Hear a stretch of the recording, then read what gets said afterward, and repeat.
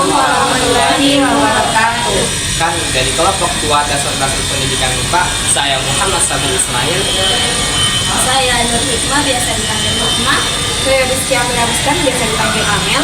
Saya Siti Sakrani, biasa dipanggil Rani. Kami akan menjelaskan teori belajar dari video yang telah kami amati. Di sini saya akan menjelaskan video pertama yang dimana berjudul Pembelajaran Kimia Berdiferensiasi Asik dan Menyenangkan. Dan dimana pada video pertama ini terdapat teori belajar yang digunakan, yaitu teori belajar behavioristik.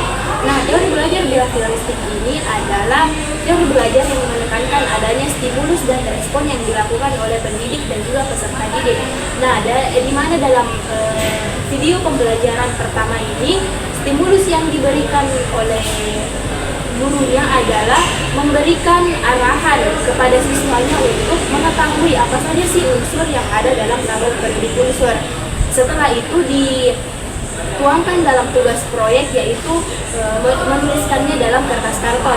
Nah, sebagai responnya, peserta didik dapat menuliskan tugas tersebut dan dapat memahami tugas tersebut, serta dapat mengetahui apa saja sih unsur-unsur dalam tabel periodik.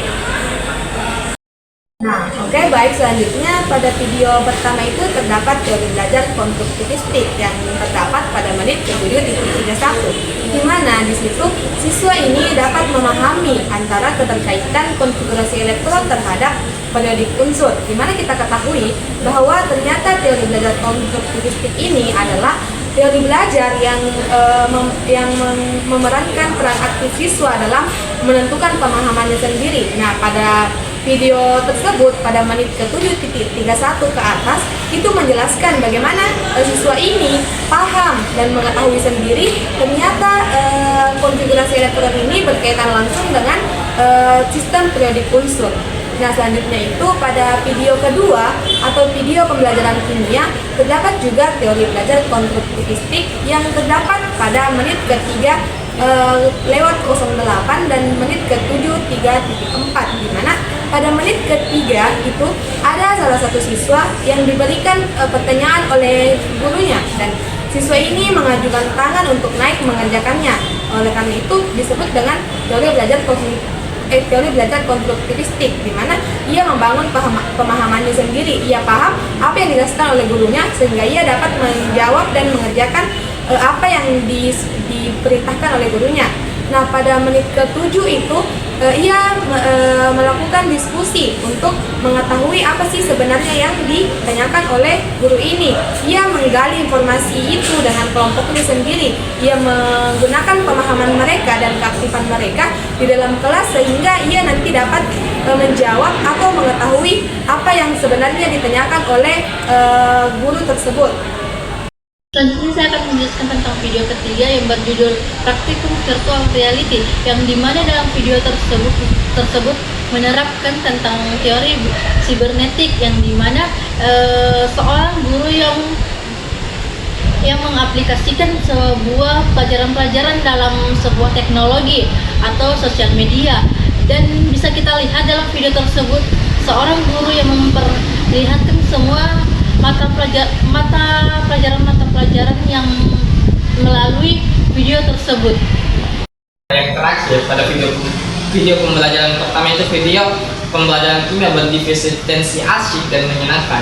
Pada menit 9.54 itu terdapat sebuah teori belajar, yaitu teori belajar sosial kognitif, di mana kita melihat ini seorang guru memberikan contoh, yaitu siswa.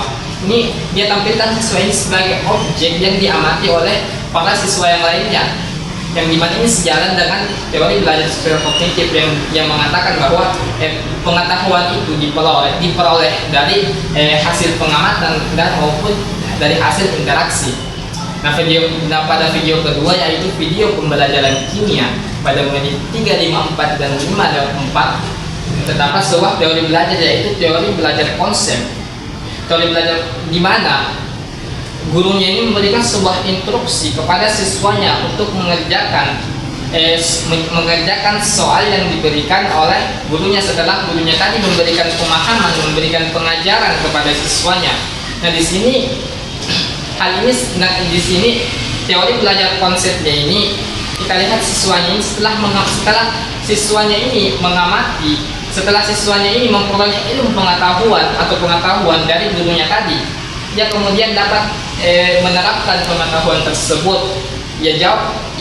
Para siswa itu mampu untuk menjawab pertanyaan yang diberikan oleh guru tersebut. Hal ini sejalan dengan teori belajar konsep, di mana pada hasil belajar itu siswa dapat memahami atau dapat mengetahui dan memahami materi yang disampaikan oleh guru tersebut. Nah, itulah tadi penjelasan dari kelompok kami mengenai video pembelajaran yang kelompok kami telah amati. Mungkin hanya ini yang dapat kelompok kami sampaikan, kurang lebihnya mohon dimaafkan. Wassalamualaikum warahmatullahi wabarakatuh.